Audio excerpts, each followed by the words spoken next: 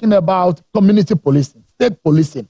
Why is it so difficult to legislate on security matters, despite all of the talks that have gone around it?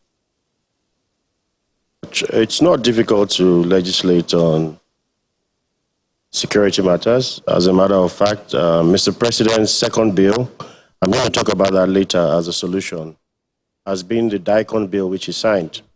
The DICON bill ensures that we have a regulatory framework that will create a multi-industrial complex for arms manufacturing, both light weapons and software.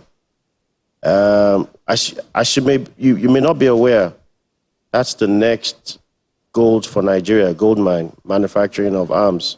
As we speak today, we have a lot of Nigerian firms that manufacture and sell hardware, software for leading countries, for the UN, for Rwanda, for Niger, for Chad.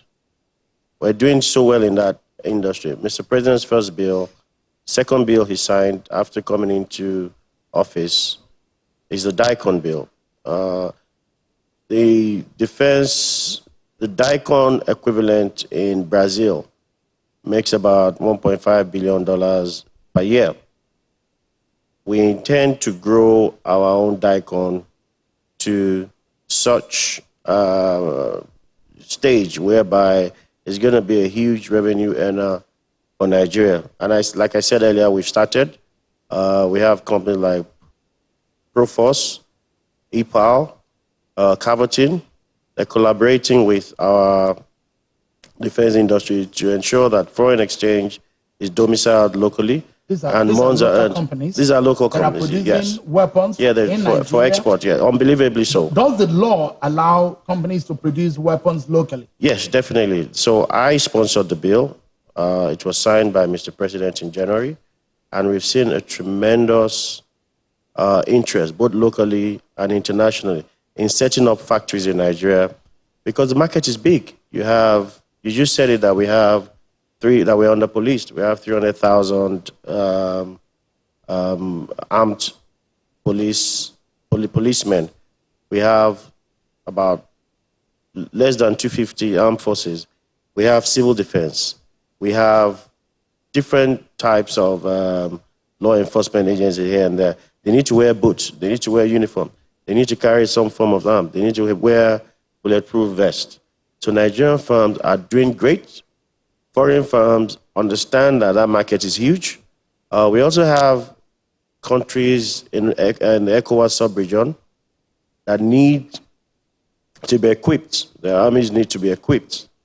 So some of our local companies are looked up to supply hardware, software in this emerging world. Sorry, Honorable, apologies to you. Are these companies you mentioned who are producing weapons locally, have they started supplying our armed forces and the Nigerian police? Have they started engaging and selling to Nigerian market? Absolutely. But we can do more. So the law we signed also empowers the DICON to ensure standardization. Standardization in the sense that any weapon we manufacture in Nigeria can be used anywhere in the world, right? So we even have demand issues where they can't meet up with the supply. So there is a real ecosystem coming up in that space. That's the first one. The second one is the state police. The parliament, I will speak as a parliamentarian. The parliament is also looking critically at the state police bill.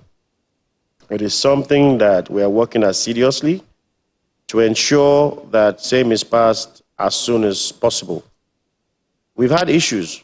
Some states say they don't want state police. Some say they want. There's also a conversation that if you don't want, don't apply. If your state needs state police, apply. If you apply, remember how universities are licensed. You apply to Nigerian Universities Commission. The Ombudsman, the University Service Commission, has a checklist of condition precedents to granting a license. If they meet that condition precedent, a license is issued subject to FEC approval.